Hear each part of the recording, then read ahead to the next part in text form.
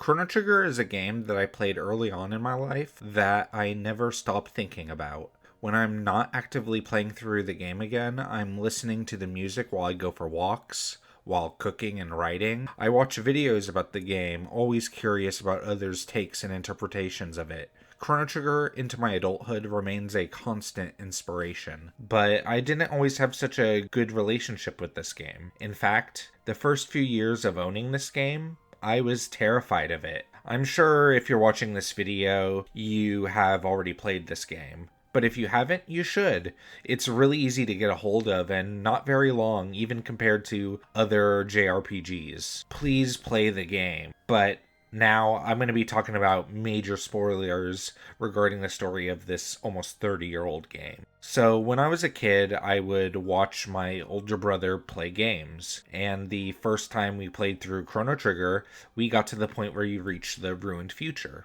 Eventually, we got to the dome where you learn about what happened to this future and watch the Day of Lavos cutscene. This was honestly one of the scariest things I ever watched growing up. We started out playing a cool Dragon Ball Z game with swords, but now we're dealing with the end of the world.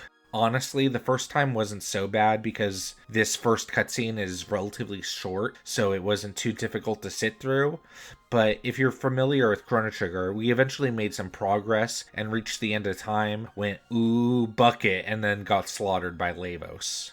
This was, I don't know, traumatizing with 1,000 quotation marks, because at this point I just watched our characters get killed and then proceeded to watch the world end, and it was entirely our fault. I ran out of the room, and the sound of Lavos' cry ingrained itself into my brain as something truly terrifying. For years, I would simply exit the room whenever my brother replayed the game and got to any part with Lavos. When I eventually got to the age where I could actually play the game, I would ask my mom to mash A through the sequence in the future where you learn about Lavos. The thing that made Lavos way more terrifying than anything else growing up was how Lavos introduced me to the concept of existential dread. The idea that the world could end did not exist in my young head yet, and that was more terrifying than any monster my young brain could whip up.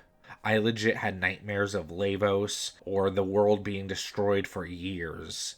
And also, thanks to Chrono Trigger having a cutscene of a meteor Lavos crashing into the earth, I also obtained a fear of that sort of imagery too.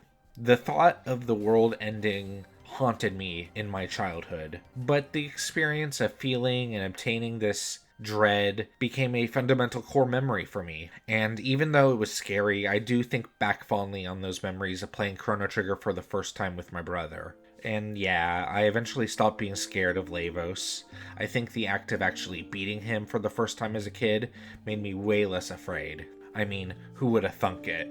But I eventually could play the game no problem. It might be a bit corny, but I think the experience of feeling that dread and then overcoming it and changing the future was a good experience and a good lesson to experience as a kid. It's a story that filled me with a sense of hope that if you work together, you can also change the future. And this is a feeling that in these complicated times that I feel like is more valuable than ever.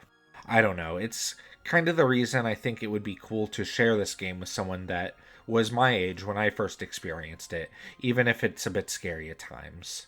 Alright, so that's my first video. Yeah. What do you think? How old were you when you first played Chrono Trigger? I think I was 6.